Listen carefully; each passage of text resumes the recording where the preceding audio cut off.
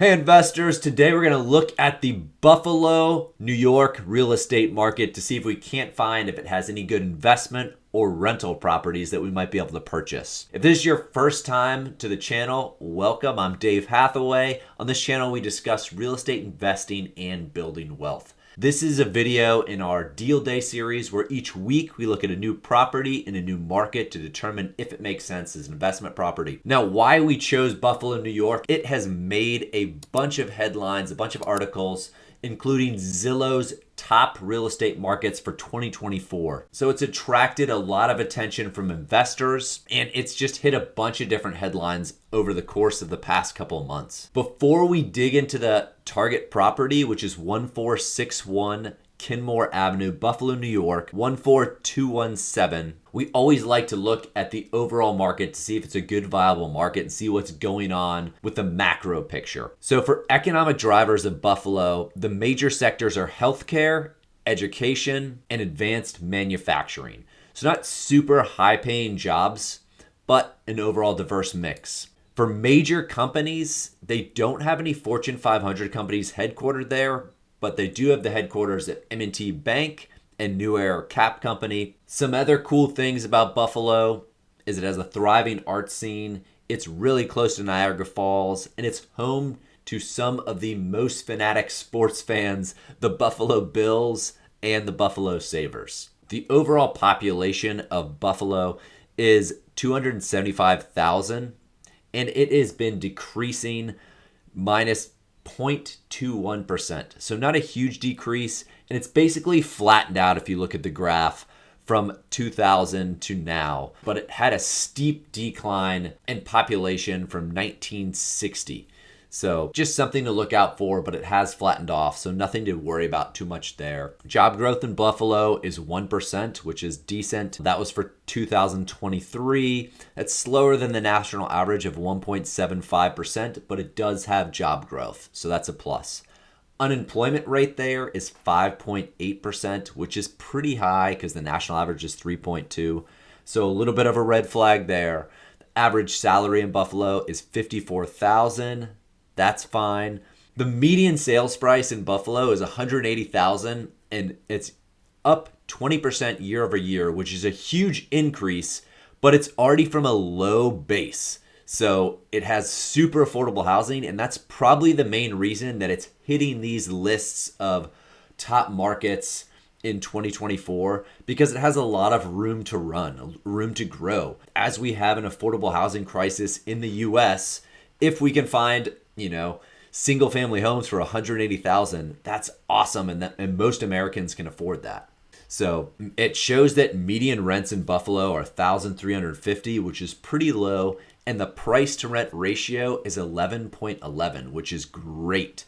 If you're 15 or under, it usually shows that you can cash flow in the market. So this is one of the lowest ones that I think we've had at all since we've analyzed markets. So overall, I'm going to give the market a thumbs up.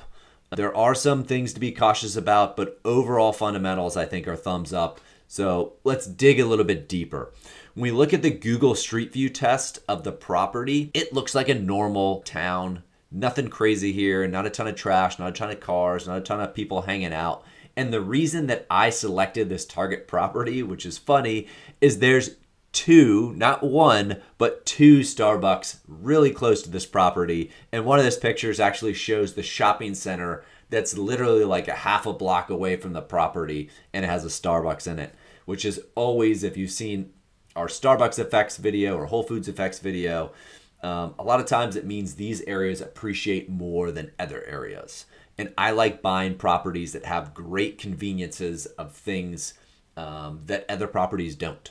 So having a Starbucks and a shopping center right by is really nice. So for the Google Street View test, we're going to give it a thumbs up. The listing details of this property, it's listed for $150,000. It's a 3-2 single family home. It has 1,296 square feet. It was built in 1920, and the rehab suggestions that I'll recommend is it looks like somebody started to do a rehab on this property, and you can see the front of the property. It's got a pretty good look. I actually like the blue trim and the gray siding. So you don't have to worry about a lot of stuff on the exterior since it has vinyl siding.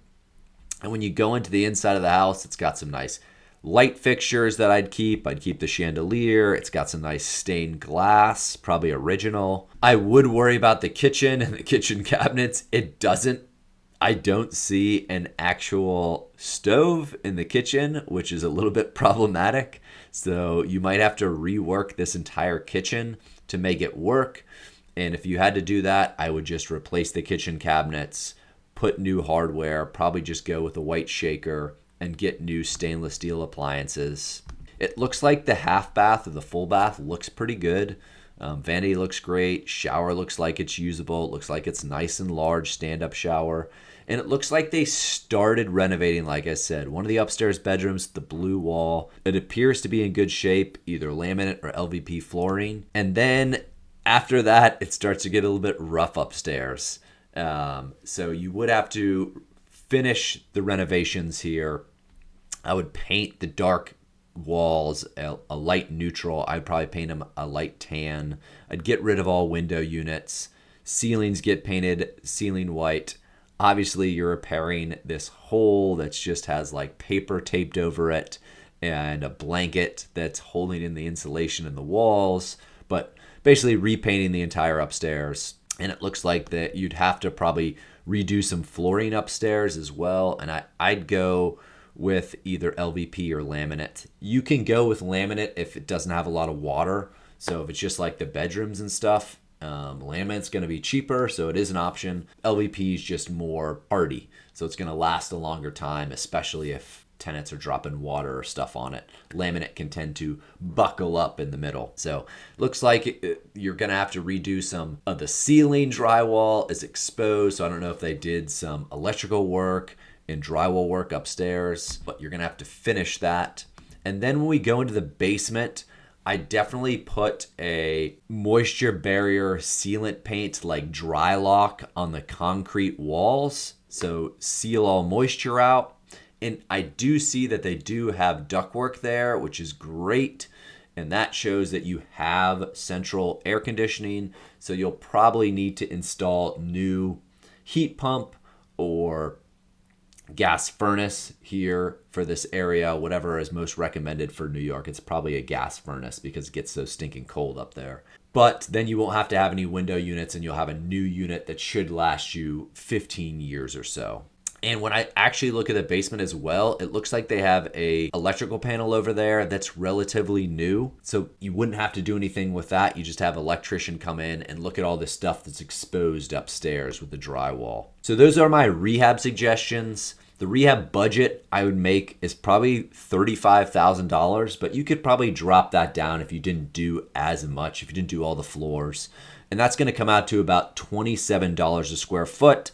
The reason I always talk about price per square foot is it's just an easy way to do estimates on a rehab. If you haven't seen our easily estimated rehab video, check this one out right here. But moving on to the analyzer, Zillow states this property should rent for $1,674. But when I was looking at comparables, I saw them in the range of like $2,000, $2,200, $2,300.